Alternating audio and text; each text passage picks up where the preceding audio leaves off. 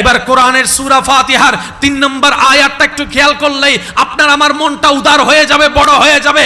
আপনার আমার ভাবনা হচ্ছে বিচারের দিনে যদি আল্লাহ কঠিন বিচার শুরু করে, পাই পাই করে হিসাব নেওয়া শুরু করে, জান্নাত পাওয়া দূরের কথা, জ্ঞানও পাওয়া সম্ভবপর নয়।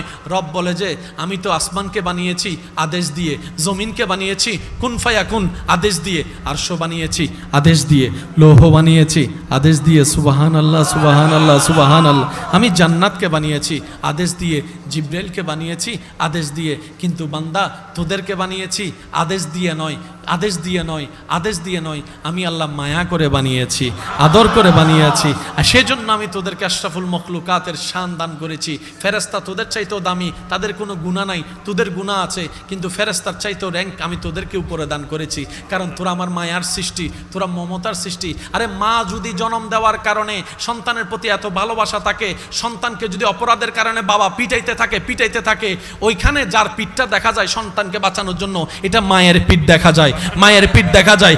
বাবা যদি বলে যে আমার ঘর থেকে বের হয়ে যা, রাতের 3টা পর্যন্ত না খেয়ে যে বসে থাকে, সেটার নামই হচ্ছে মা।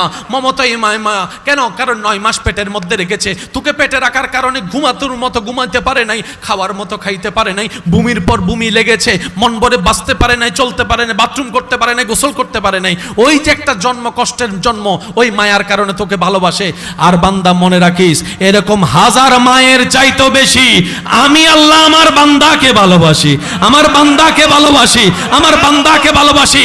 মা বাবা যেমন দেখতে পারে না, সহ্য করতে পারে না কোন সন্তান আগুনে জ্বলুক, আমি রব চাই না আমার কোনো বান্দা আগুনে জ্বলুক, আমার কোনো বান্দা আগুনে জ্বলুক। আমি চাই আমার বান্দা জান্নাতের মধ্যে যাক, জান্নাতের মধ্যে দৌড়াদৌড়ি করুক। আর দেখবেন অনুষ্ঠান যতই হোক না কেন, ছোট বাচ্চারা যতক্ষণ ঘরে দৌড়াদৌড়ি করে না, এটা অনুষ্ঠানের মতো লাগে না, বিয়ে বাড়ির মতো আনন্দ লাগে না। ছোটরা যখন দৌড়াইতে থাকে, হই হুল্লা যখন করতে থাকে, তখনই সেটা একটা অনুষ্ঠানের মতো লাগে।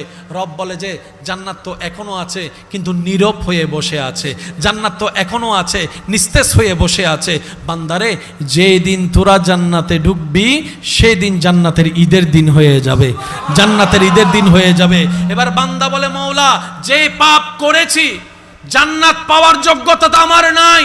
রব বলে যে লা তাকনাতু মির রাহমাতিল্লাহ, আরে আমি রহমান আছি তো, তুই টেনশন করিস না।